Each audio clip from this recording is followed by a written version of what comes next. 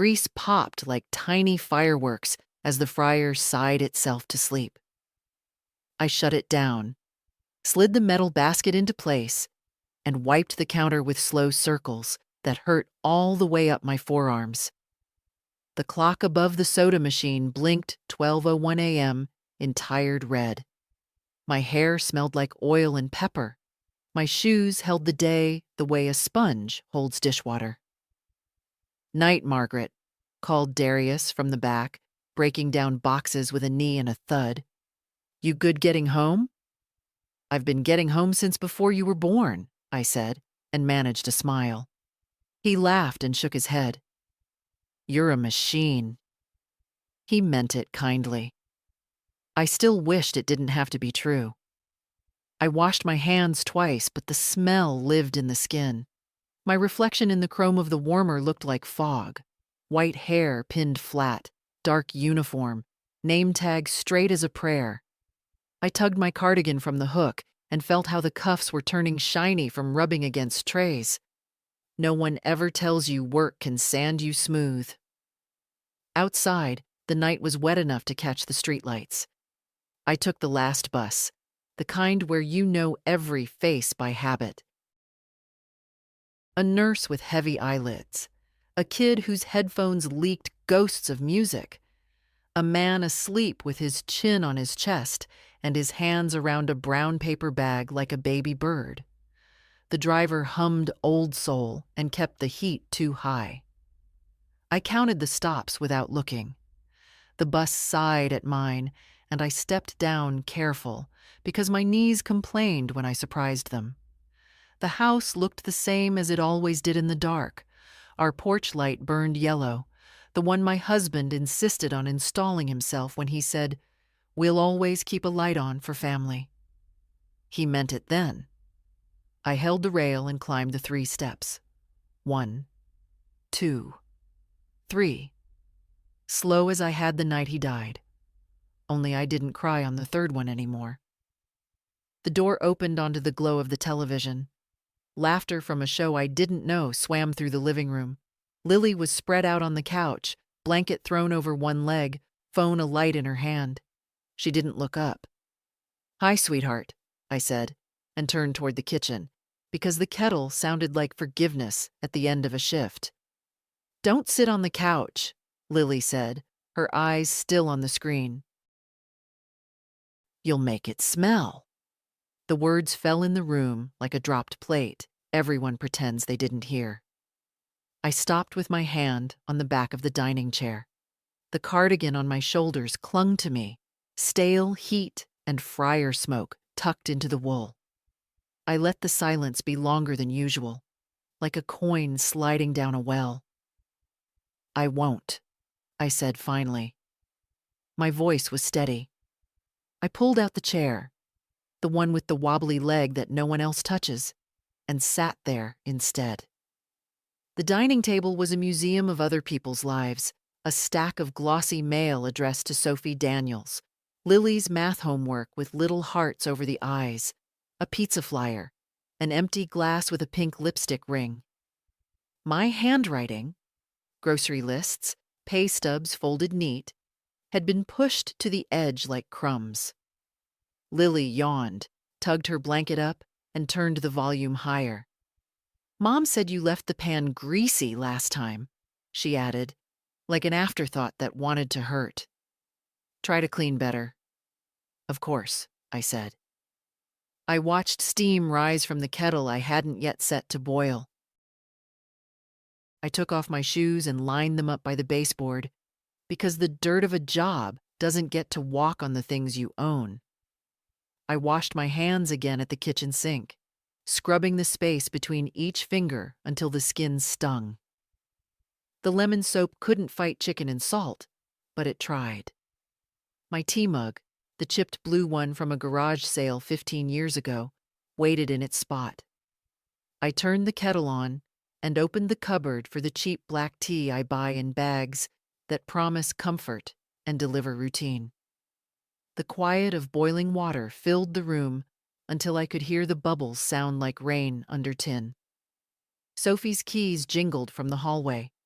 She didn't come in. A door closed. Voices murmured. A laugh. The kind of private sound that says the world you built now belongs to someone else. I cupped the mug and sat at the table again, not touching the couch, not touching anything that would be mentioned later. The tea burned the tip of my tongue and woke me up in a way sleep wouldn't. On the far wall, the photograph of my husband hung straight. He was standing in front of this house in a suit we couldn't afford, a grin that made strangers grin back. I remembered how his hand felt on the small of my back when we crossed this threshold for the first time. I remembered the list we made on a napkin. Paint the porch, plant hydrangeas, raise our daughter into someone who would never be unkind. It isn't the big moments that turn you. It's a sentence tossed like a bone. Don't sit on the couch. You'll make it smell. As if I were smoke, as if I were a stain that never comes out. I set the mug down and folded my hands. The bones looked like a map. I'd always been good with maps. You don't get from one place to another by wishing. You get there because you start walking. Good night, Lily, I said. Night, she answered, distracted. I stood, took my cardigan off and hung it by the back door. I put the kettle away. I wiped the clean counter once for me. When I climbed the stairs, I didn't look at the couch at all. In my room, I closed the door softly and sat on the edge of the bed until the muscles in my calves stopped singing. The window was cracked. The night came in and cooled the room, brought with it the smell of wet pavement and something sweet from the honeysuckle climbing the fence. On my dresser, under the little glass dish that holds my rings, was a phone number written in neat block letters on the back of a store receipt. I'd tucked it there months ago and pretended I'd lost it. The number belonged to a man who had shaken my hand at the bank after the funeral and said, "If you ever need to talk about paperwork, Mrs. Hale, give me a call." I slid the receipt out and smoothed it flat with my palm. I didn't dial. Not yet. I turned off the lamp and lay back, and for the first time in a long time, I didn't dream of fryers and timers and orders shouted over noise. I dreamed of keys changing hands, of doors opening and closing, of the sound a pen makes when it finishes writing a name that matters. By 6, the house smelled like cereal sugar and a candle that tried too hard to be ocean. I was always up first. Old habits make their own alarms. I moved through the kitchen the way nurses move through dark rooms, quiet, purposeful, touching only what needs touching. On the fridge, Sophie had taped a new page of house rules in a loopy marker that looked like a teenager's. No shoes on the rug. Wipe surfaces after cooking. No strong odors on furniture. Keep your things in your room. Underneath, in smaller letters, please respect shared spaces. The please wasn't for me. It was for guests who might read it and think we were a cheerful, organized family. My tea lived on the second shelf now, in a plastic bin labeled Grandma with a strip of blue painter's tape. Next to it, a deodorizer box sat open like a little mouth. I reached past it and took a bag. The kettle began its one good song. Sophie shuffled in wearing a robe, her hair twisted into a loose rope. She rubbed her temples the way people do when they want you to apologize for existing. "Morning," I said. "Morning."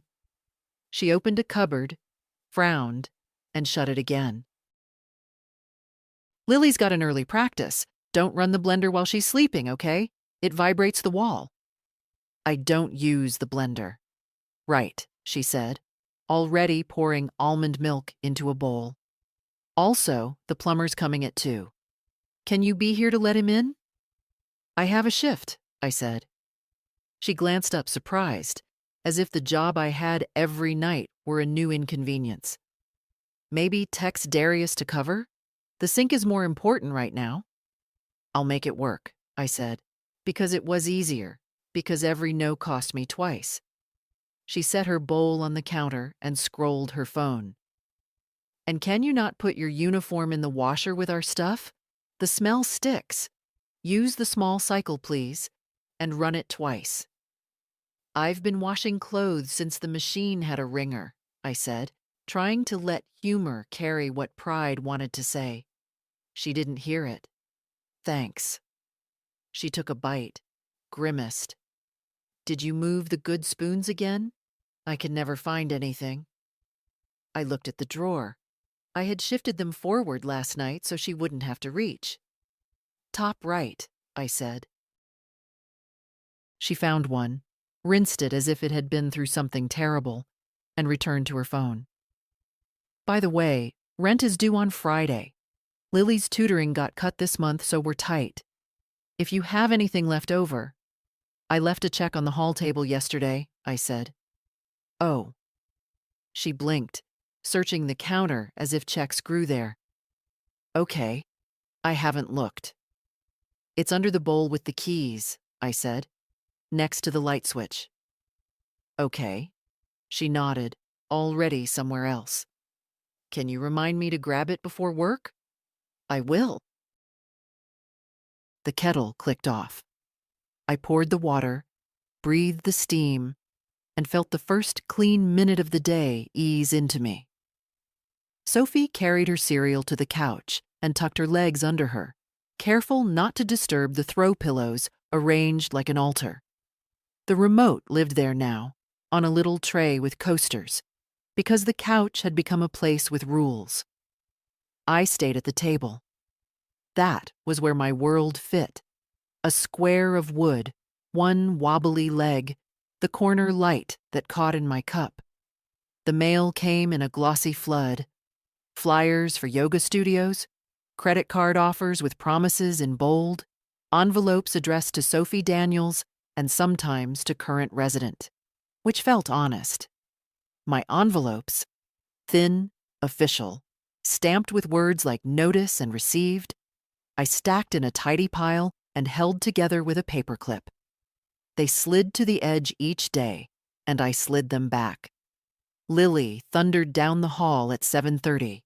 She moved like a storm the house had learned to expect. Hoodie, backpack, phone pressed flat to her palm. Where's my black sneakers? She asked the open air. In the laundry room, I said. I cleaned the soles for you. They were muddy. She paused in the doorway, her eyes flicking to my hands around the mug, to the chair under me, to the couch behind me. Did you sit there? She asked, chin tilting at the cushions. No. Good. She bumped past me to the laundry room, pulled the sneakers from the dryer, and slipped them on without untying. Coach said we can't be late. Mom, can you drive? In 5, Sophie said from the couch, without looking up. Lily's gaze landed on the house rules, and she smiled, like she'd hung a medal. We should add no greasy stuff in the dishwasher. Ms. Patel says oil ruins the filter. I wash my pans by hand, I said. You missed a spot last time, she said, automatic as a traffic light. The handle was gross. I'll clean it again. She pulled her hair into a ponytail, examined herself in the microwave reflection, and kissed air in my direction. Bye, Grandma. Bye, Lil. When the door shut behind them, the quiet they left felt different from the quiet before they woke. Emptier, somehow. I rinsed my mug and wiped the counter. The rag moved in muscle memory. Corners, handles, the little lip where crumbs hide. I opened the window over the sink. Honeysuckle slipped in and softened the last of the fryer in my skin. Upstairs, in the room that had been my sewing room before it became a place to store other people's things, I kept a shoebox on the top shelf of the closet. No one looked in it because it was boring. Old warranties, tax stubs, a marriage certificate folded along a life. I took it down and sat on the bed. The mattress let out the soft sigh beds make when you still belong to them. Inside the box, I found the deed packet from the year we refinanced. My husband's handwriting, blocky, careful, filled the margins with notes. Ask about escrow. Don't forget gutters. He had underlined our names the way some men underline verses. I ran my thumb over the embossed seal until the paper warmed. I didn't pull anything out. I didn't need to read to remember. I put the packet back and slid the box to the shelf again, then stood on my toes to push it behind a stack of quilts. Someone had tucked a plastic tub of Halloween decorations in front of it last fall. A rubber bat peeked from a crack, grin frozen wide. I pushed it in. On my way downstairs, I passed the hallway mirror and caught my face in the edge, the part of your reflection that doesn't get the good light. My hair was neat. My collar lay flat. The lines around my mouth looked like roads on a map that all led to the same crossroads. In the kitchen, the plumbing under the sink ticked and popped as if it had something to say. I checked the time. I could make the early bus and still pick up an extra half hour before the lunch rush. Extra half hours keep lights on. They also keep people from asking where you were when the doorbell rang. The doorbell rang. I wiped my hands and opened it to a man in a polo with Town and Tap plumbing stitched over his heart. He smelled like new PVC and dryer sheets. "Morning," he said. "Here for the kitchen sink." I stepped back. "Come in." He crouched under the cabinet, his work light, throwing a bright oval. "You the homeowner?" he asked, the way men ask when they need permission to fix things. I opened my mouth and closed it again, then said, "Yes." He smiled without looking up. "We'll get you fixed right up, ma'am." I folded my arms and leaned against the counter. Somewhere in the house, a clock started its measured knocking. The plumber hummed a tune I couldn't place. Water, captured and released, murmured through the pipes like a conversation in another room. This is my house, I thought, not for the first time, not for the last. I thought it plainly, the way you think your name when you're signing it. I thought it the way you practice a sentence before you finally say it out loud. When he finished, he stood, wiped his hands, and held out a clipboard. "Signature?" I signed where he pointed. My hand didn't shake. "Have a good one," he said, packing his tools. "You too." After he left, I sat at the table again and wrote out a grocery list. Bread, eggs, lemons, degreaser, because they like it when the bottle stays on the counter like a promise. I added stamps and envelopes, then felt silly and crossed them out. There were plenty in the drawer. The bus schedule lay under the pizza flyer. I slid it free and folded it into my pocket. The number on the back of the receipt upstairs pressed against my memory like a pebble in a shoe. Not painful, just present. At 11, the light came through the window and striped the floor. I watched the dust move. I have always been good at waiting. Waiting is not surrender. It's aim. The lunch rush at KFC begins before the word lunch even makes sense. By 10:30, the line snakes out the door, a mixture of construction workers in neon vests, mothers with sticky toddlers, and teenagers who come not for food, but for somewhere cheap to sit. The fryers roar like engines, the oil snaps at your skin, and the whole place smells like one long afternoon that never ends. I tied my apron tighter, though the string had thinned from too many knots. My hands moved before my mind did. Drop the chicken, pull the biscuits, fold the boxes, wipe the counter.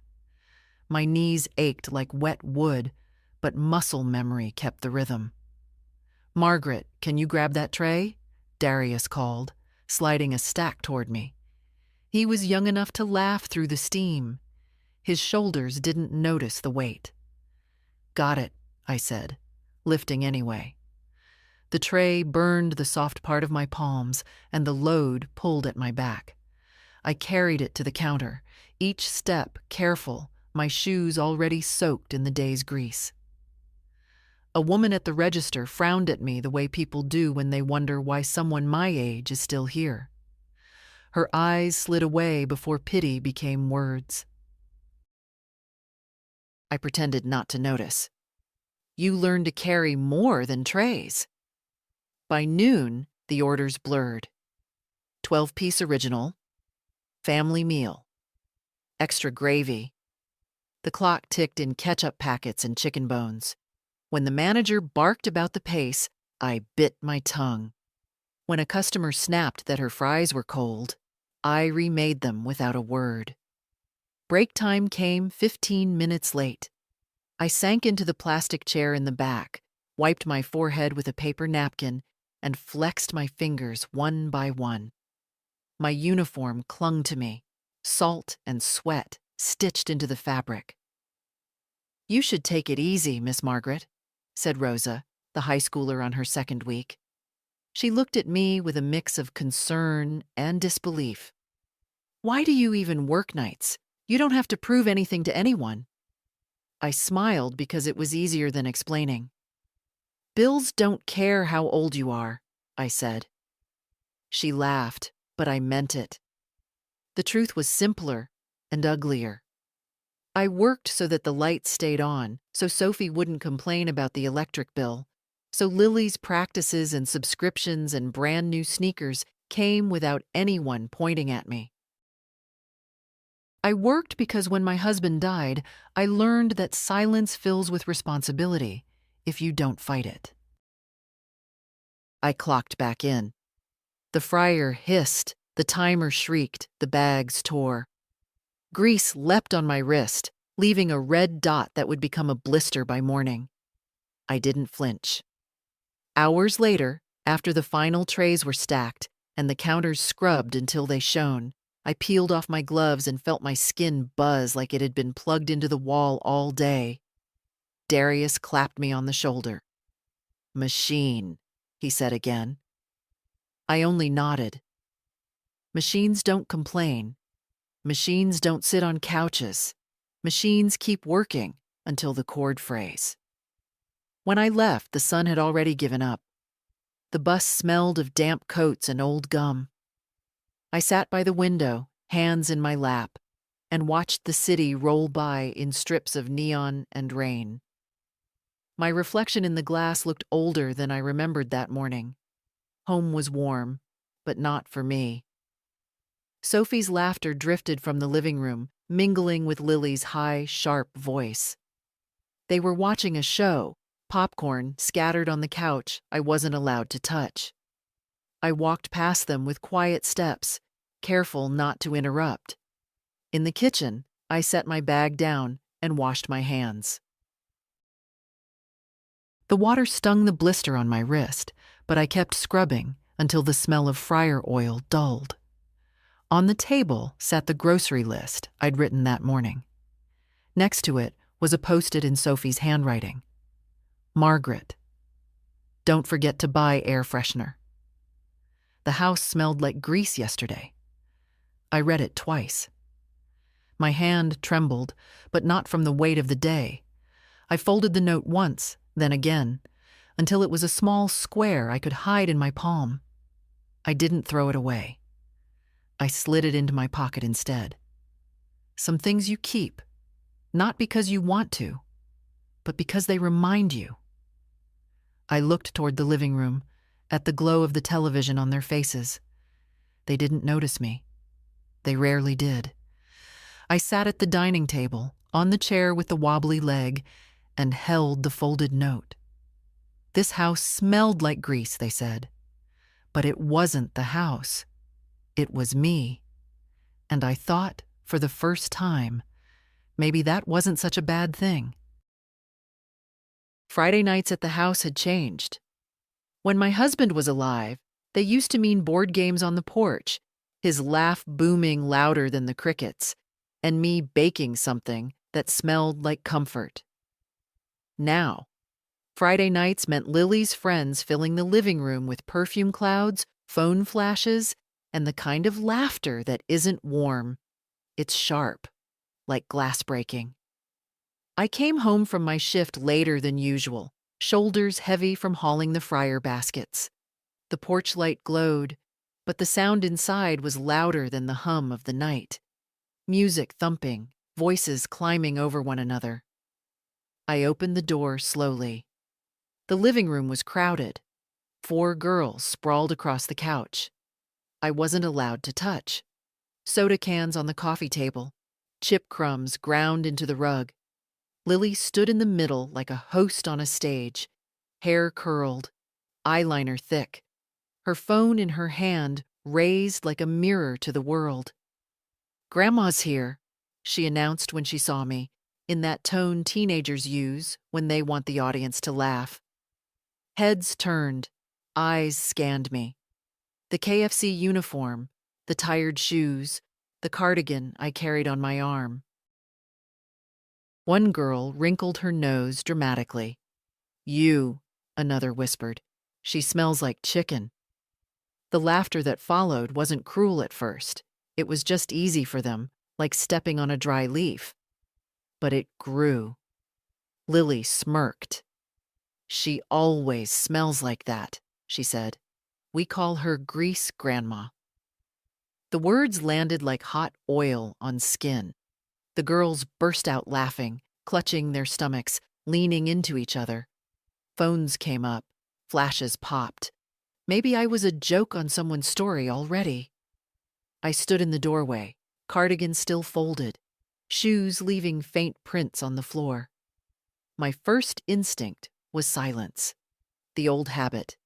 If you don't react, maybe it will pass. My hands gripped the fabric until the seams dug into my palms. One of the girls waved a hand in front of her nose. "No wonder your couch smells, Lil." "Don't sit down, Grandma," Lily said quickly, her voice high and theatrical. "We don't want grease stains tonight." The room shook with their laughter again. I could have walked past them into the kitchen. I could have hidden in my room. That's what I had done for months, shrinking smaller, quieter, until I fit into the spaces no one else wanted. But something in me rebelled, something older and sturdier than exhaustion. I stepped farther into the room. The noise softened just a notch, as if the floor itself had shifted under them. I set my cardigan neatly over the back of the chair. "Lily," I said, and my voice came out steadier than I felt. "Don't talk to me that way." The room stilled for half a second. Lily blinked, her mouth parted, caught between surprise and performance. Then she laughed again, louder, tossing her hair.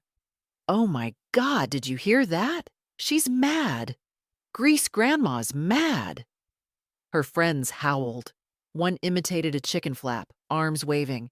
Another pinched her nose and pretended to faint.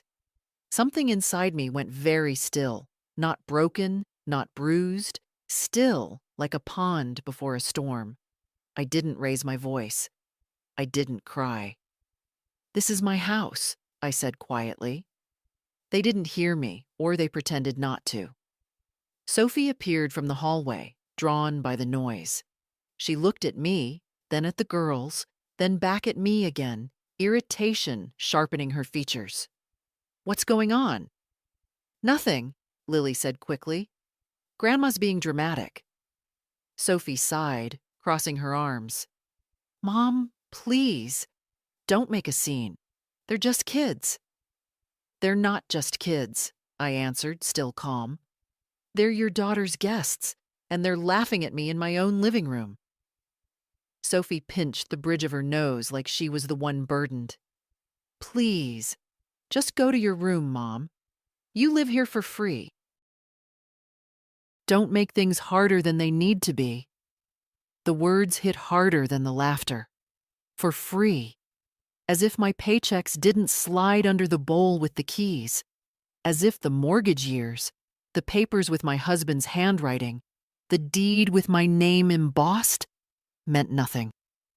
I looked at Sophie, then at Lily, then at the couch I wasn't allowed to touch. The noise of the fryer, the sting of the oil, the smell in my hair, all of it wrapped around me like armor instead of shame. I didn't answer. I just nodded once, slowly, and turned away. I heard the laughter resume behind me, softer now, uncertain, as if my silence unsettled them more than my words.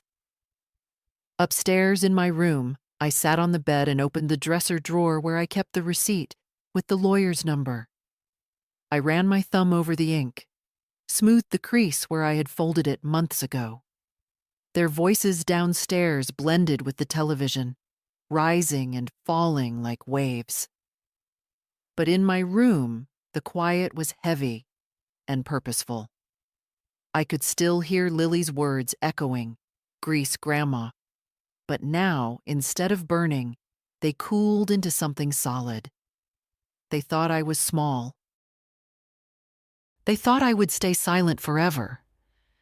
I placed the receipt on the nightstand where I could see it. For the first time, I didn't push it away. Because free? No. Nothing in this house had ever been free. And someday soon, they were going to learn the cost. Sleep didn't come easily after that night. Laughter echoed up the stairs, muffled through the walls, but it carried a sting sharper than the grease burns on my wrists. I lay on my back, staring at the ceiling, tracing the cracks like road maps, thinking about how the word free had been tossed at me like garbage. You live here for free. As if this roof hadn't been built over decades of my work. As if walls could forget the hands that raised them. The receipt with the lawyer's number glowed pale under the lamplight, a small rectangle of promise. But instead of calling, I let my mind wander backward, back to the years when the house smelled not of grease and candles, but of wet paint and sawdust. I was 33 when we bought this place. My husband, Walter, walked through every room with his hand brushing the walls as though he were checking a heartbeat. The house wasn't much then. 2 bedrooms, sagging floors, a kitchen with linoleum that curled at the corners. But it was ours. We signed the papers at a desk that wobbled under the notary's pen.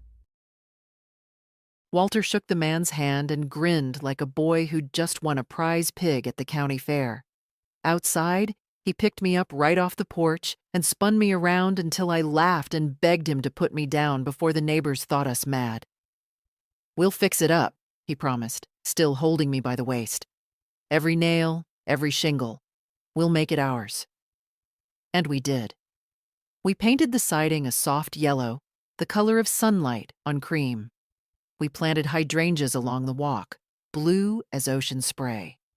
On Saturdays, Walter patched shingles while I stitched curtains from fabric bought on sale. On Sundays, we sat on the porch steps with lemonade, looking at the house like it was a third child. Inside, the kitchen became the center of everything. The table, our first real piece of furniture, was second-hand oak, but Walter sanded it smooth, and I covered the wobble with a folded slip of cardboard. Sophie grew up around that table, homework spread across it, birthday candles dripping onto its surface, sticky fingerprints wiped with cloths that smelled of lemon. I could still hear Walter's voice echoing through the walls. "As long as we're in this house, we'll always have a place to belong." And for years, it felt true. Even when money was tight, even when Walter's lungs grew weak and the hospital bills stacked like bricks, the house was steady. When he passed, I thought the walls might fall with him. But they held. They held me when nothing else did. The present pressed back in, harsher for the softness of memory. Now the hydrangeas outside were overgrown, their blooms fading gray. The yellow siding was chipped and tired.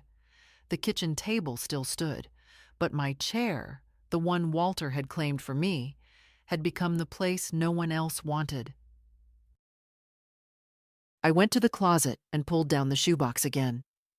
The deed was still inside, papers creased from years of folding and unfolding. Walter's handwriting sprawled across the margins. Little notes about gutters, escrow, paint colors we never chose. His name, next to mine, underlined twice, like he wanted to make sure the world remembered. I traced the letters with my finger, slow and deliberate. That signature was proof. This wasn't Sophie's house. It wasn't Lily's. It wasn't anyone's but mine. But when I walked downstairs the next morning, the proof didn't matter. Lily sat at the couch with a bowl of cereal, crumbs scattered across the cushions. Sophie stood at the counter with her coffee, already scrolling through her phone. My presence barely registered. "Grandma, can you clean my jersey before tonight?" Lily asked without looking up. "It stinks." "I can," I said, though my shift loomed. "And Mom," she added, "can we please do something about the smell in here? Like, I swear, it's getting worse." Sophie sighed. "We'll buy more air freshener." Her eyes flicked to me for half a second, quick as a blade.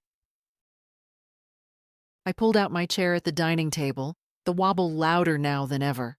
My tea tasted bitter, though it was the same brand, the same cup. Across the table, Sophie set down her mug with a sigh. "Mom," she said carefully, "maybe it's time to think about other options." "Other options?" I asked. "You know, assisted living, or one of those apartments for seniors. Somewhere easier." The words slid across the table like ice.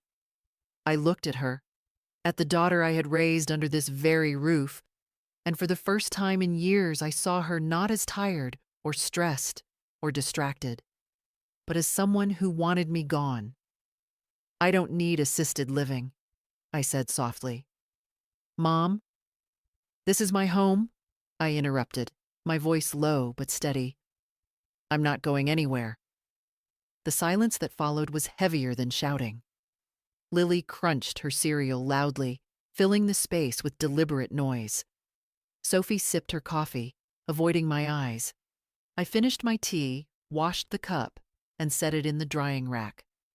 Then I went upstairs again, to the box, to Walter's handwriting, to the deed that carried my name like a shield. The past wasn't enough anymore.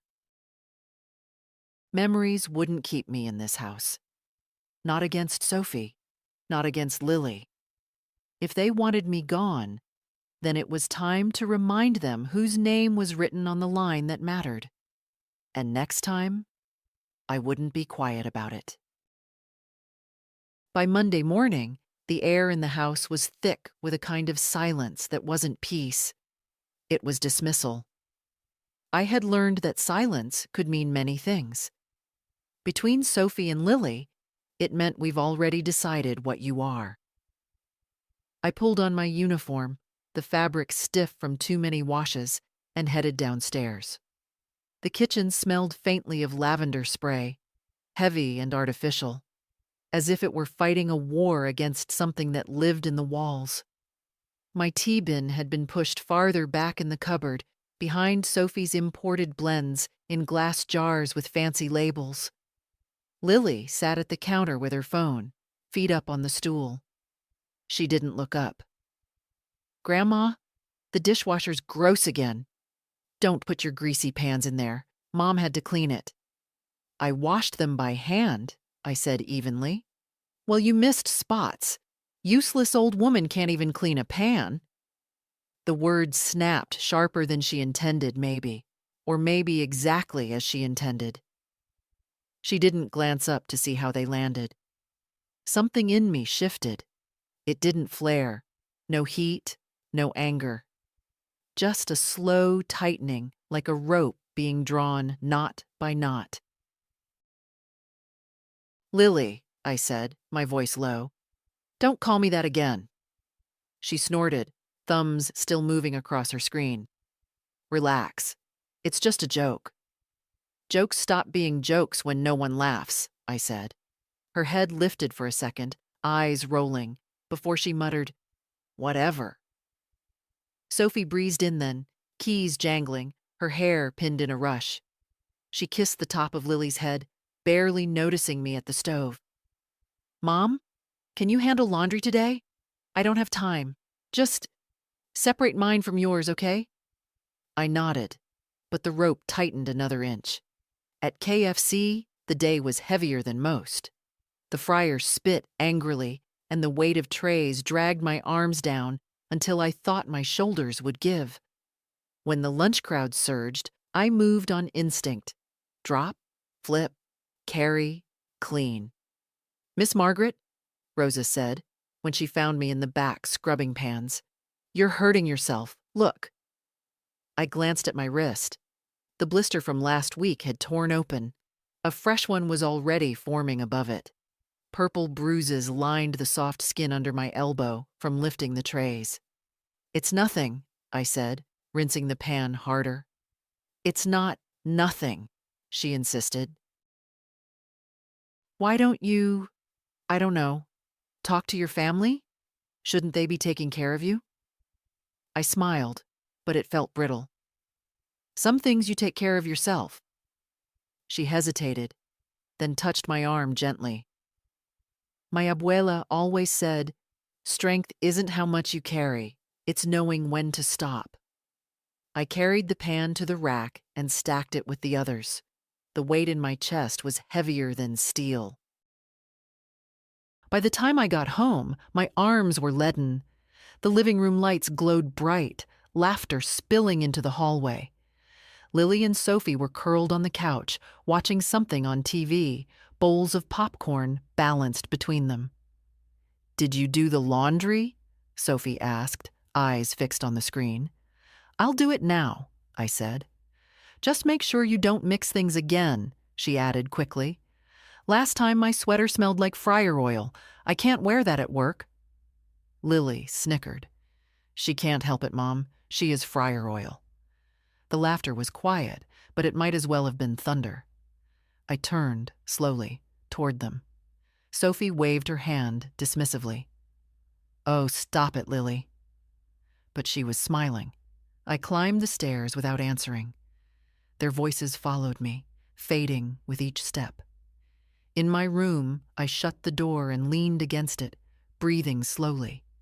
My wrists throbbed, my shoulders screamed, and my heart, the part that still wanted to believe I belonged here, was bruised worse than all of it. I sat on the edge of the bed and pulled the shoebox from the closet again.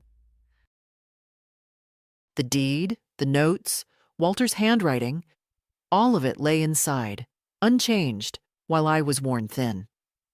I held the papers on my lap, fingers pressed to the embossed seal. They called me useless, but these pages said otherwise.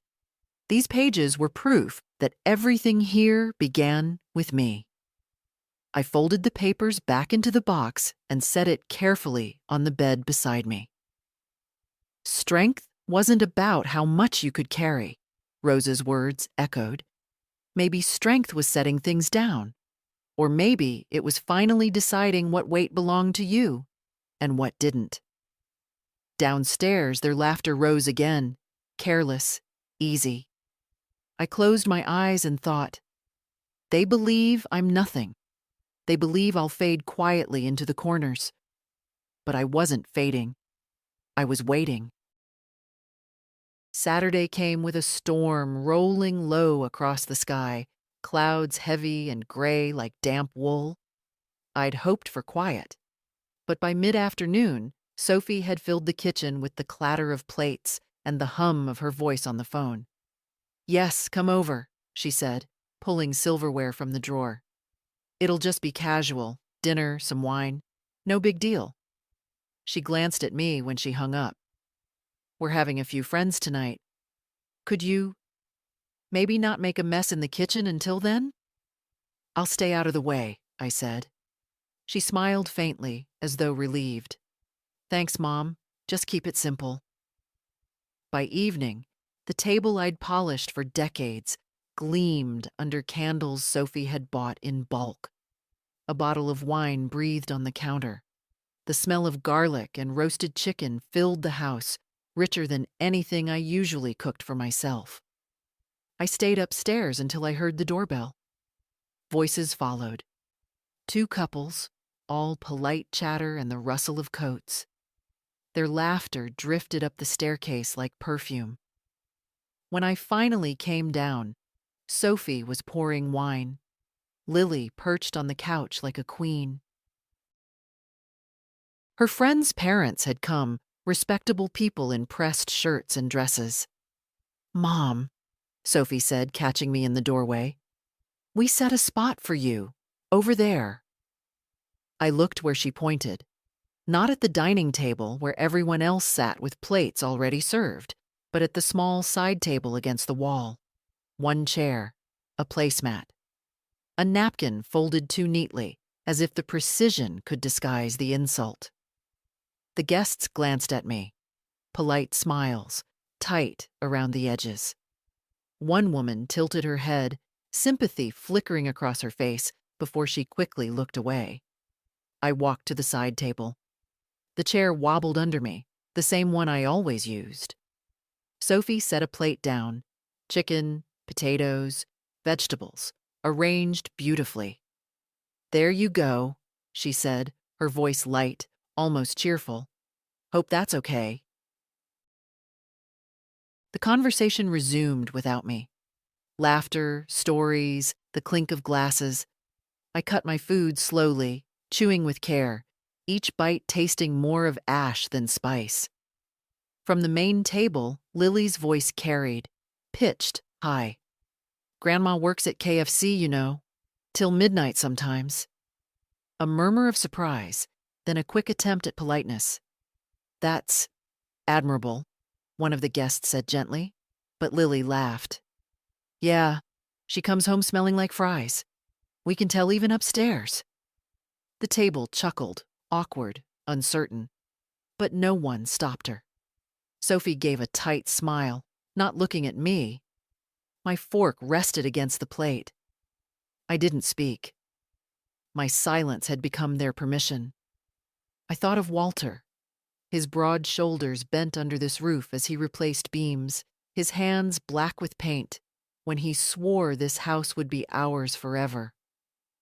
I thought of his laugh at the head of this same table, and how he'd clap me on the back when I told stories about work. And here I was, tucked at the edge, like a stranger in a home I had built. I set my fork down carefully, folded the napkin over the plate, and lifted my glass of water. The reflection in the liquid was small, lined, but steady. I didn't interrupt their stories. I didn't defend myself. Instead, I listened, to the scrape of my chair on the floor, to the wobble of its leg, to the hollow echo of the space between us. Let them laugh, I thought. Let them think this is victory. Every humiliation is a stone, and I was building something with mine. When dinner ended, Sophie patted my shoulder lightly as she passed. Thanks for being flexible, Mom. I smiled back, thin as a blade. Of course, I said. But upstairs, in my room, I opened the dresser drawer and laid out the papers on the bed. The deed, the signatures, the proof. Each stone stacked higher, each silence heavier, and soon the weight would shift. The night after that dinner was worse than most shifts.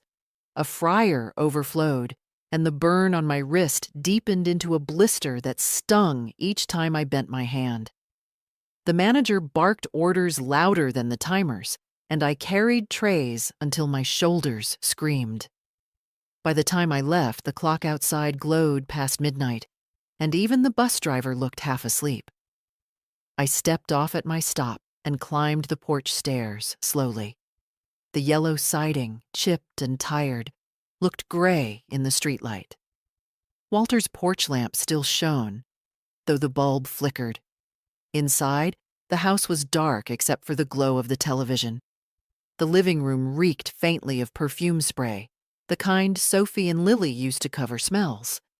I slipped off my shoes, placed them neatly by the wall, and stood in the doorway. The couch called to me. My body ached for it. My legs wobbled under me like wood left too long in rain. The wobbly dining chair waited in its corner, but I couldn't face it tonight. For the first time in months, I walked straight to the couch and lowered myself into the cushions. The fabric sighed under my weight. It wasn't the same couch Walter had chosen with me all those years ago. Sophie had replaced it, but it still felt like home in some small way. I let out a long breath, closed my eyes, and listened to the hum of the TV. It lasted less than a minute. The hallway light snapped on. Lily's voice cut through the quiet, sharp and loud. "What are you doing?" she demanded, her bare feet slapping the floor as she rushed in. Her hair was tangled from sleep, her eyes narrowed.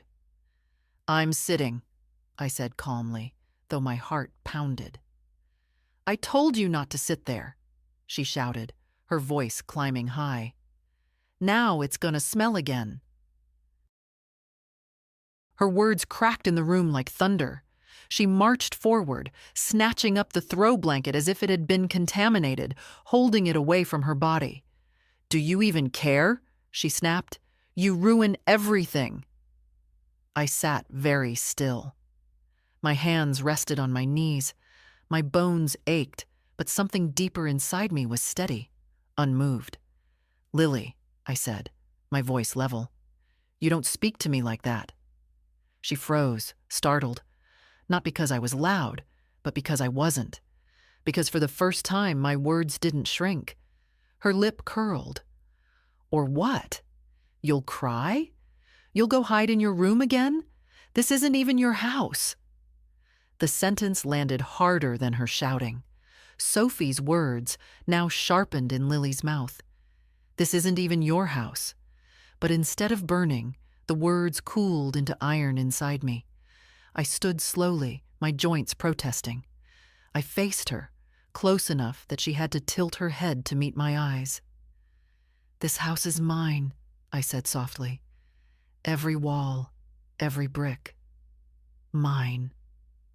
Her bravado faltered. For the first time, she stepped back. But then she laughed, high and brittle. "You're crazy."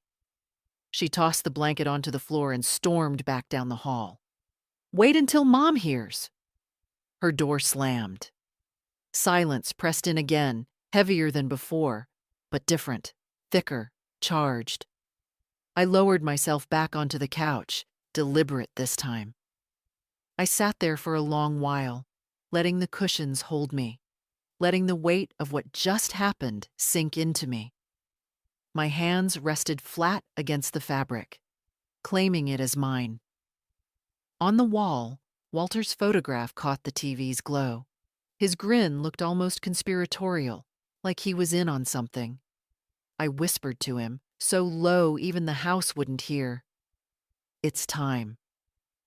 Upstairs on my nightstand, the folded receipt with the lawyer's number waited. Tomorrow, I would use it. And this time, I wouldn't nod. I wouldn't hide. I would take back what was mine. The next morning, I didn't go straight to the bus stop. My uniform hung on the back of the chair, but I left it there, folded.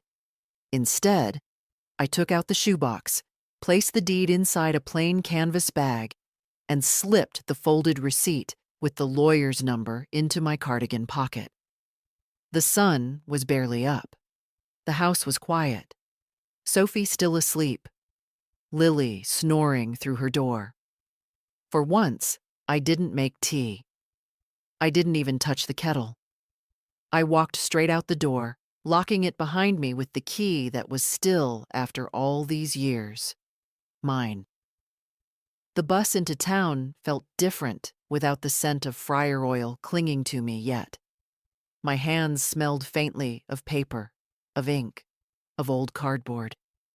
I clutched the bag on my lap and watched the city roll by. Buildings blurred, but I wasn't daydreaming this time. My focus was sharp, as if every stop drew me closer to something I'd been circling for months. Mr. Harris's office was small, tucked above a pharmacy on Main Street.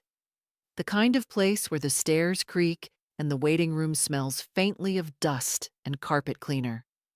His secretary looked up, surprised. "Mrs. Hale?" "Yes," I said, adjusting the bag on my shoulder. "I have an appointment." She nodded quickly and ushered me in. Mr. Harris was a kind-eyed man with thinning hair, the sort who spoke softly, so you had to lean in to catch every word. He rose when I entered, shook my hand firmly, and gestured to the chair across from his desk.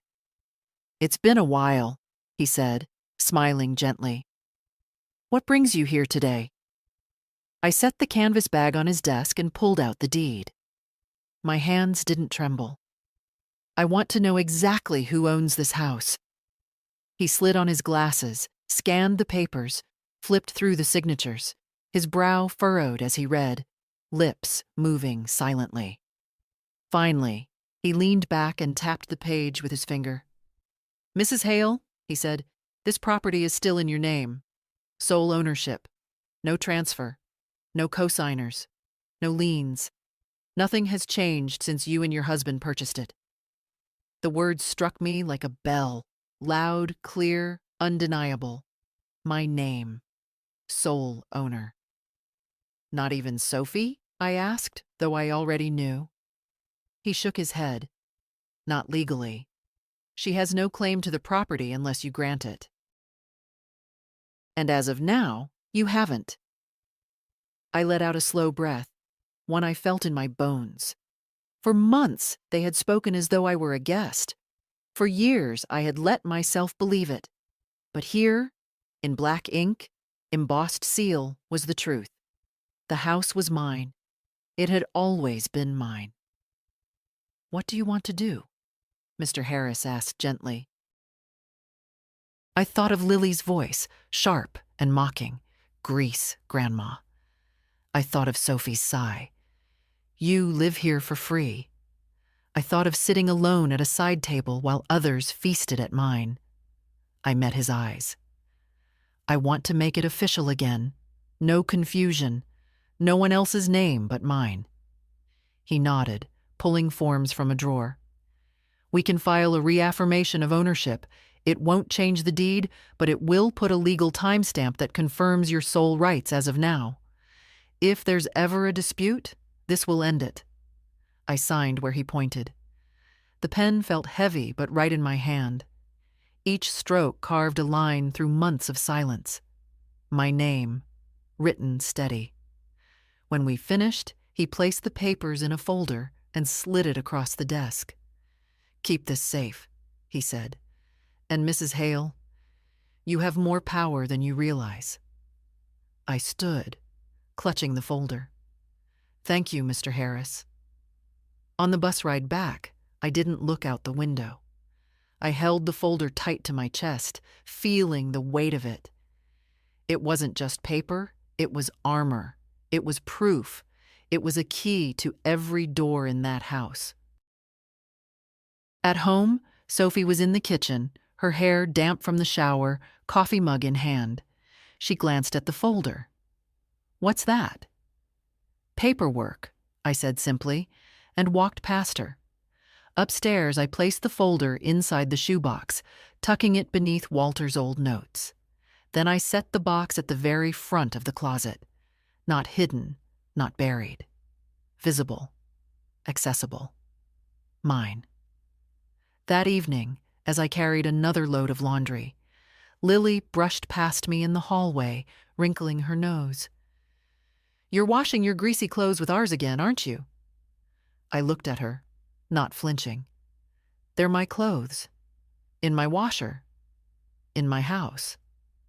She blinked, caught off guard. What's your problem? I didn't answer. I just carried the basket into the laundry room, steady as stone. Because now I wasn't waiting anymore. Now I was preparing. The folder stayed in the shoebox, but its presence changed the air in my room. Every time I opened the closet, I saw it waiting there like a quiet ally. The house no longer felt like their fortress. It felt like a stage, and I was moving silently behind the curtain, setting pieces in place. I knew Sophie. I knew Lily. Words alone wouldn't change them. They'd roll their eyes, laugh, dismiss. If the day came when I had to stand against them, I would need more than memory. I would need proof. So I began collecting it. The first step was photographs. When Sophie and Lily left in the morning, I walked through the house with the old digital camera Walter had bought me years ago. I took pictures of the mail, envelopes addressed to me with bills I had paid, checks I had written. I photographed the deed again, each page spread on the bed under the lamplight. Then I turned the camera on the house itself. The garden Walter and I had planted, the porch we painted with our own hands, the yellow siding he climbed ladders to fix. These weren't just walls. They were our fingerprints, our sweat. Mine. I uploaded the pictures onto a flash drive and slipped it into a small tin where I once kept buttons. I tucked the tin into my sewing box. No one ever opened that. The second step was keeping a record. When Lily sneered at me, when Sophie brushed me aside, I wrote it down in a spiral notebook. January 14th. Lily called me useless old woman. Sophie did not intervene. January 16th. Told not to sit on couch. Told I live here for free. January 17th. Placed at separate table during dinner with guests. Line after line, a catalog of cruelty. Small things, they might argue, but stacked together, they became undeniable. Sometimes my hand trembled as I wrote, but not from weakness, from clarity. Seeing their words in ink stripped them of their excuses. The third step came almost by accident. Rosa, at KFC, noticed me rubbing my shoulder as I carried a tray. "You should talk to someone about this," she said. "About the pain?" I asked. "About everything," she replied. That night, I borrowed a small voice recorder from her. "Just in case," she said, pressing it into my hand. At home, I hid it in my pocket. When Lily shouted at me for touching the thermostat, I pressed record. When Sophie sighed and said, "Mom, you make things harder than they need to be," I pressed record. Their voices filled the little machine. Proof. Not just my memory. Sound. Undeniable. The more I gathered, the calmer I became. My anger dulled into something sharper. Purpose. Each insult was no longer just pain. It was evidence. Each dismissal was another brick in the wall I was building. They didn't notice. Why would they? To them, I was still small. I was still Grease grandma. Still the woman who scrubbed pans and folded laundry without protest. But at night, when they were asleep, I sat at the kitchen table under the hum of the fridge and reviewed the flash drive, the notebook, the recorder. I organized everything into neat piles. Walter would have approved of that. He always said order was a kind of strength. One evening, Sophie caught me sitting at the table with the notebook open. "What are you writing?" she asked, curiosity edged with suspicion. "Lists," I said simply, sliding the notebook shut. "Of what?" "Things I need to remember." She shrugged, poured herself a glass of wine, and walked away. She didn't ask again. The turning point came the night Lily hosted another gathering. Her friends laughed in the living room, the same sharp giggles, the same rolling eyes. I stayed upstairs until I heard the word again, Grease Grandma.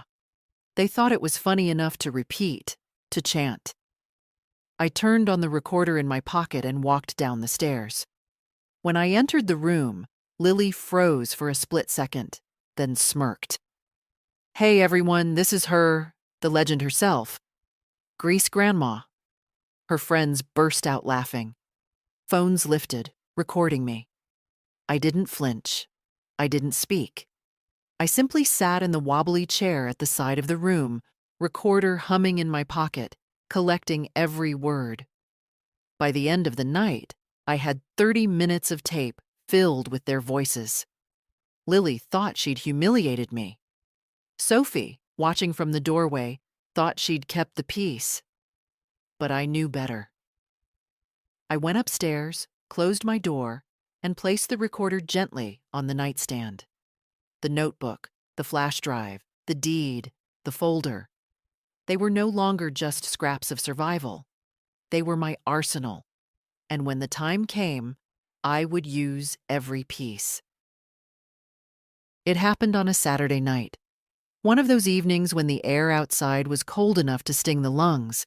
But inside the house, it was hot and sour with perfume, spilled soda, and too many bodies pressed into one space. I came home late from my shift, shoulders aching from carrying boxes of frozen chicken down to the walk-in. My uniform clung damp against my skin. From the porch, I could already hear the thumping bass of music. Laughter spilled out when I opened the door, high, shrill, careless. The living room looked like a stranger's place. Teenagers everywhere. On the couch, on the floor, standing with red cups in their hands. Chips ground into the rug, soda cans balanced on the edge of the table, someone's jacket tossed over the back of the chair, I usually claimed. Lily was in the middle, dancing, her hair whipping, her voice louder than all the rest. She saw me, and her smirk curled sharp. "Hey, look who it is!" she shouted over the music. "Grease Grandma made it!" A wave of laughter followed. Phones lifted, flashes popped. My chest tightened, but I didn't flinch. I set my bag on the floor and stood by the doorway. "Turn that down," I said, my voice steady. "No one cares, Grandma," one of Lily's friends slurred. "Yeah, don't kill the vibe," another added, tipping her cup. "Turn it down," I repeated, firmer this time. Lily rolled her eyes so hard it looked painful. She stomped toward the speaker, then whirled back on me. "God, you're such a buzzkill. This isn't your house." She jabbed her finger toward me, her face twisted, in something that was no longer a performance for friends. It was venom. "This isn't your house, old hag." The room gasped, then laughed again, softer this time, unsure. But I only heard the first part. "This isn't your house." The words cracked something open inside me. Not pain. No, pain was familiar. This was different. It was clarity. I looked around. The couch stained with soda, the rug ground with crumbs, the table dented where someone had dropped a bottle. The home Walter and I had built turned into a playground for children who thought themselves untouchable. I stepped forward, not loud, not fast, just steady. "It is my house," I said. "Every wall, every brick. Mine." Lily barked out a laugh, brittle. "Oh my God, you're insane!" She shoved past me toward the kitchen, bumping my shoulder harder than needed. Something toppled behind me. A chair, knocked over by careless feet. A boy stumbled into the bookshelf, sending framed photos crashing to the floor. Glass shattered, scattering across the hardwood. "Oops," he mumbled, drunk giggles following. I bent down slowly, lifting one of the frames. It was a picture of Walter holding Sophie as a baby, their smiles so full it almost hurt to look at. The glass had cracked across his face, splitting it down the middle. I turned the frame toward the room. "Out," I said. A few kids laughed nervously. Lily barked. "Don't listen to her. She doesn't make the rules here." But my voice didn't waver. "Get out." Something in the way I said it silenced the room. One by one, kids shuffled toward the door, muttering, pulling on jackets, dragging bags. The music still thumped until I walked to the speaker and yanked the cord out of the wall. Silence. Lily stood frozen, rage blooming red on her face. "You embarrassed me," she shrieked. "Do you have any idea how pathetic you look? This is my house, my friends, my rules." I stepped closer, the broken frame still in my hand. "No," I said, low and certain. "It isn't. You've forgotten whose name is written on the papers. But you're about to remember." She faltered, eyes wide for a fraction of a second, then spat. "Crazy old woman." I turned away, set the frame carefully on the table, and picked up the broom from the corner. I swept the glass slowly, methodically, the way you do when you know no one else will clean it. Behind me, Lily stormed off, her door slamming so hard the wall shook. But the silence that followed wasn't defeat. It was anticipation. Because the time for collecting proof was over. The time for action had come. The morning after the party, the house smelled of stale soda and spilled beer. My shoulders ached from sweeping glass until nearly dawn, but I rose before Sophie and Lily. Quiet has always been my ally. I walked room by room, not to clean, no, not anymore, but to look, to take in the stains on the rug, the dent in the table, the photos knocked askew. This was my home, desecrated. And the echo of Lily's scream, "This isn't your house, old hag," still clung to the walls like mildew. I opened the closet, pulled the shoebox forward, and lifted the folder Mr. Harris had given me. The embossed seal caught the light like a coin. I placed it in my canvas bag, added the recorder, the flash drive, and the notebook. Then I zipped it shut. Today would not be about memory. Today would be about action. The bus ride into town was strangely calm. The hum of the engine, the rattle of loose windows, the way the same tired nurse dozed against the seat. It all felt like background noise. My hands rested on the bag in my lap, steady. No trembling, no hesitation. Mr. Harris looked surprised to see me again so soon. "Mrs. Hale?" he said warmly. "Back already?" "Yes." I placed the bag on his desk and began unloading. The folder, the recorder, the notebook, the flash drive. "I need to make this final."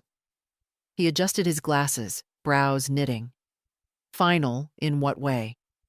"They treat me as if I'm a guest," I said, my voice calm but firm. "They tell me this isn't my house. They've laughed at me, humiliated me, even broken the things Walter and I built together. I won't have it anymore. I want this house legally, publicly, irrevocably, in my name only." "It already is," he reminded gently. "You're the sole owner."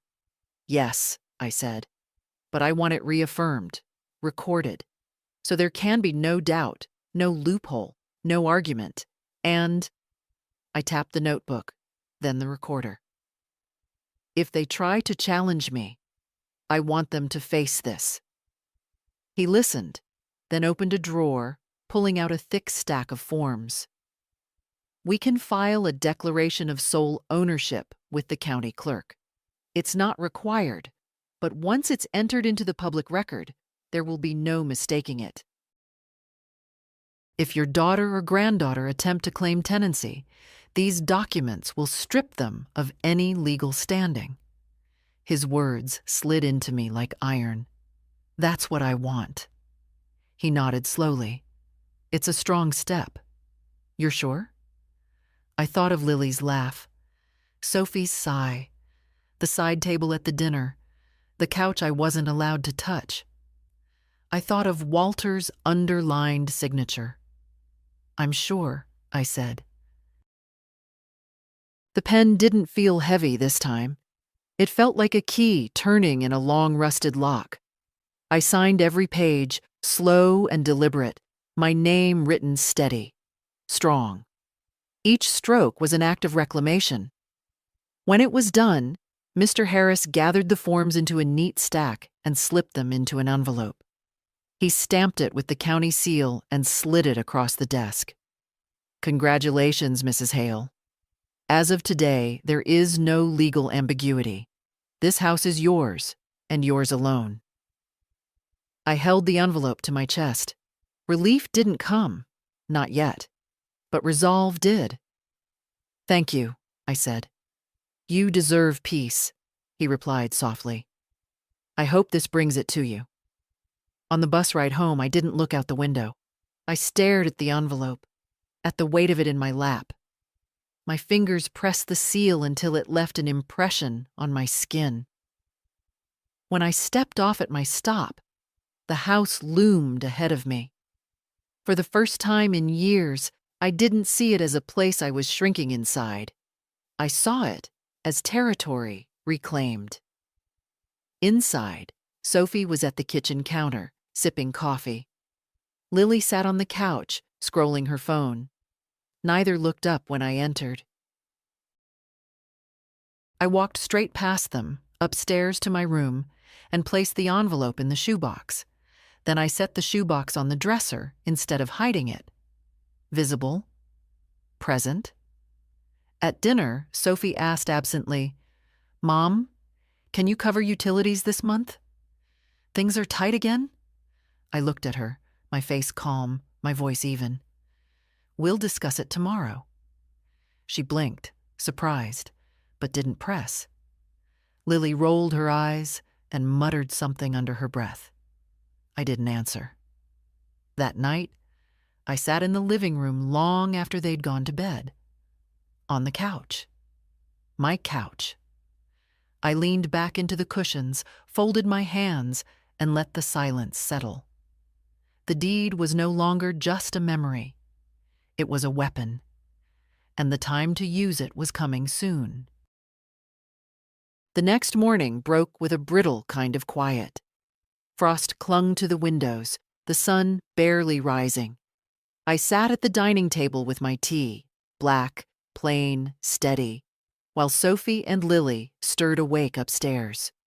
The shoebox rested beside me on the chair, the envelope with the declaration tucked neatly inside.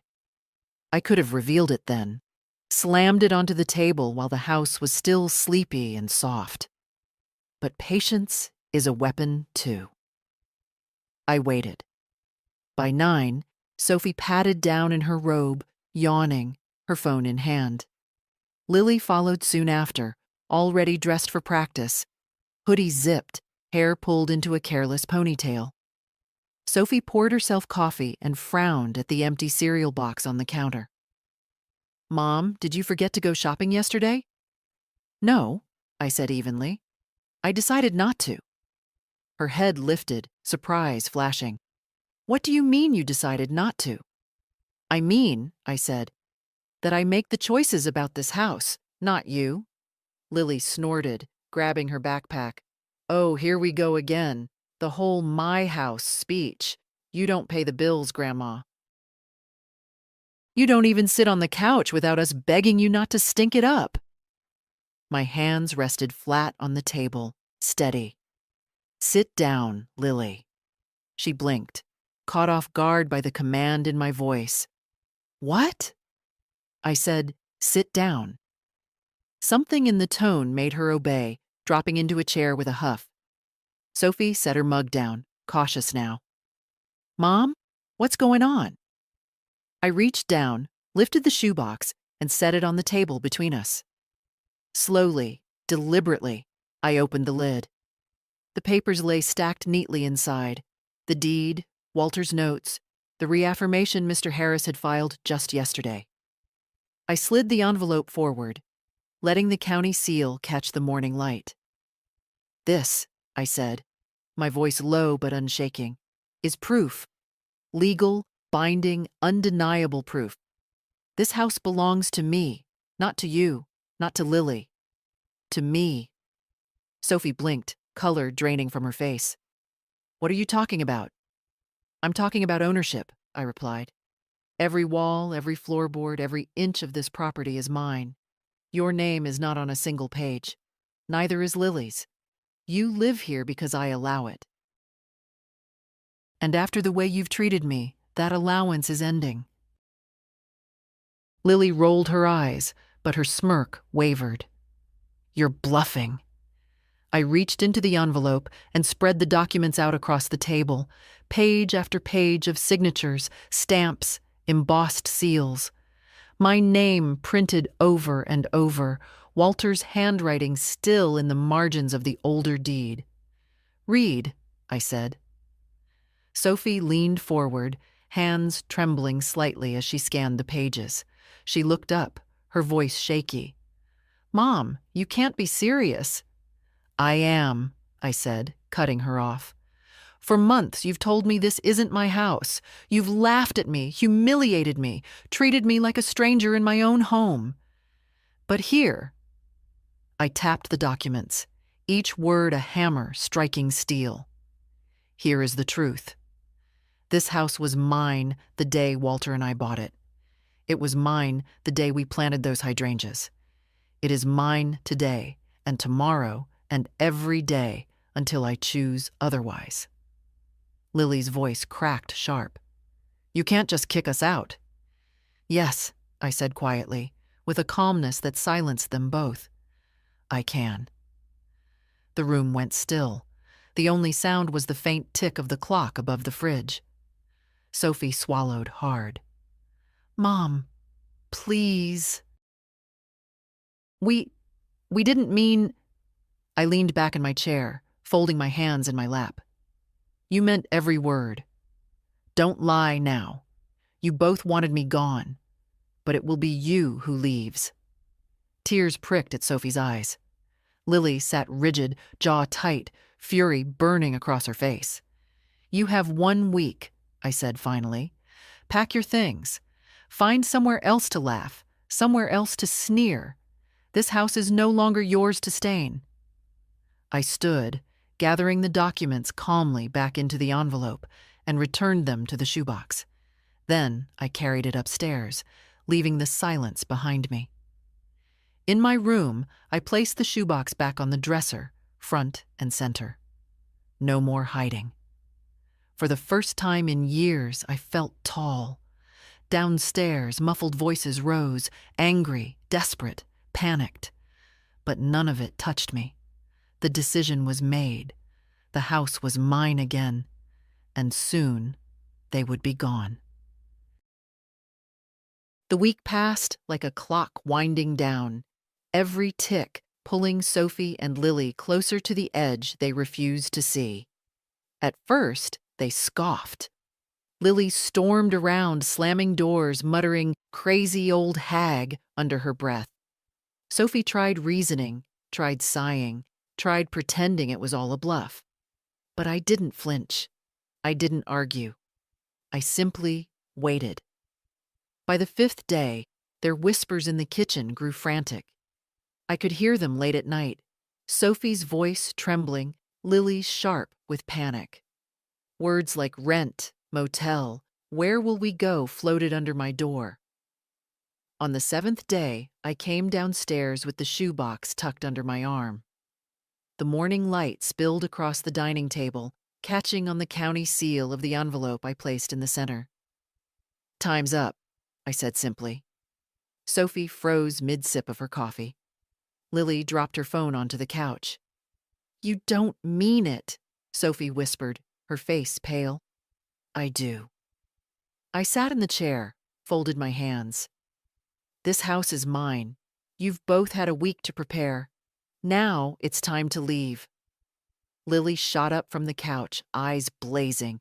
You can't just throw us out. We live here too. No, I said calmly, meeting her glare. You stayed here because I allowed it. That allowance is gone. Sophie's voice broke. Mom, please. We have nowhere to go. I don't have the money right now. Lily's school, her team, this is her home. No, I said again, steady as stone. You told me I live here for free. You told me I don't belong. You told me this isn't my house. I've listened long enough. Now you will. Lily's fists balled, her voice rising to a shriek. You're heartless. You're just a bitter old woman who can't stand that nobody wants her around. I didn't move. I didn't shout. I simply looked at her, my silence cutting sharper than any words. Pack your things, I said. Today.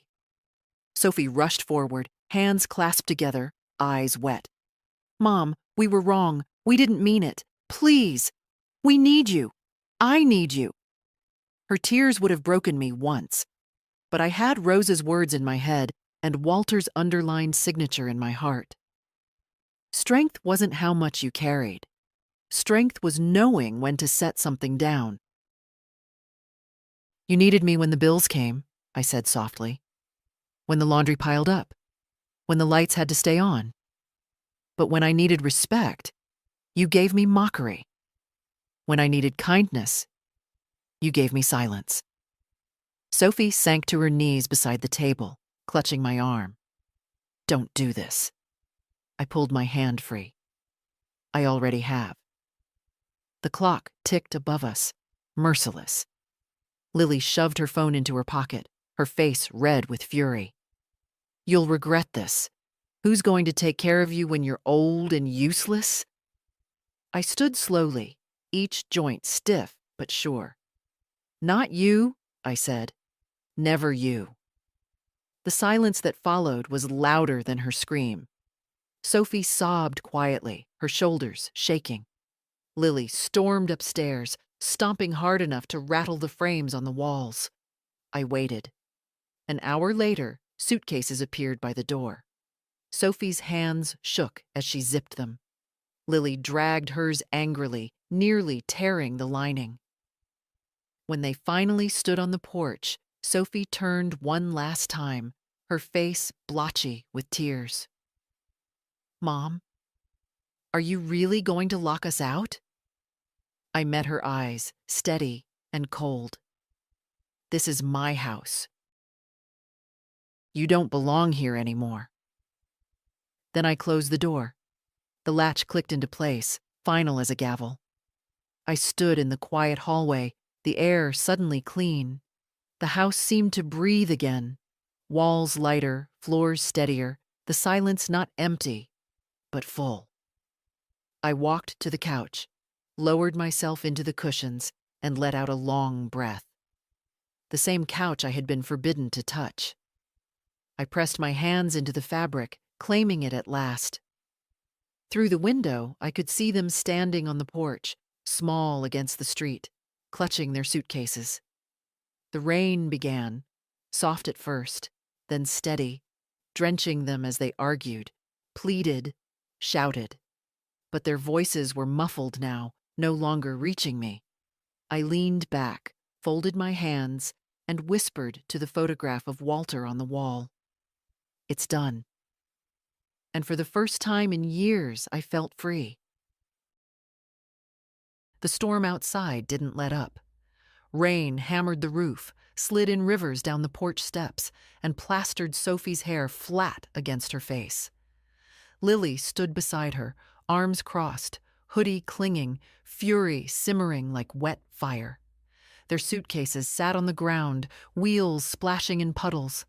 I watched them from the living room window, the same window I had stared out of countless nights, while they laughed in the other room, ignoring me. How many times had I wished for silence? Now I had it. Sophie pounded on the door once, twice. Mom, please, just let us stay the night. Just tonight. We'll figure something out tomorrow. I stayed on the couch, the same couch I had been forbidden to sit on. My hands rested calmly on the armrest, my body sinking into the cushions like it was claiming me back. Lily's voice cracked through the storm, sharp and bitter. She doesn't care. She never cared. She'd rather die alone in this dusty old house than have us here. I stood slowly, walking to the door, but I didn't open it. Instead, I called through the wood, my voice steady. You told me I was useless. You told me I didn't belong. You told me this wasn't my house. But it is. It always was. And now it will be mine in silence, without your poison. I heard Sophie sob, a raw, broken sound. Lily cursed, kicked at the door, her rage muffled by the storm. You can't do this, she screamed. We're family. I pressed my palm flat against the door. Family doesn't chain you with cruelty. Family doesn't laugh while you break your back to keep the lights on. Family doesn't call you grease or hag or free when you've paid with your whole life. You stopped being family the moment you decided I was nothing. The storm swallowed their protests. After a while, the pounding stopped. I saw them through the window again, dragging the suitcases down the street, shoulders hunched against the rain, two figures shrinking into the dark. When the sound of their footsteps faded, I locked the deadbolt and turned back to the house. My house. The quiet was almost holy. The kitchen smelled of lemon soap, not air freshener. The hum of the refrigerator filled the space where their voices had been. For the first time in years, the walls didn't feel like they were pressing in on me. They were opening, wide and free. I walked room to room, slowly. The dining table, scarred from years of meals and arguments, stood proud again. Walter's photograph on the wall seemed to smile brighter. In the hallway mirror, my reflection didn't look like a guest anymore. It looked like a woman who had taken back her life. When I returned to the couch, I sat down deliberately, leaning back until the cushions embraced me. The rain softened outside, a steady rhythm like applause. I thought of Rosa's words at KFC. Strength isn't how much you carry. It's knowing when to stop. I had stopped carrying their cruelty, their mockery, their weight. I had set it down, and in doing so, I had lifted myself.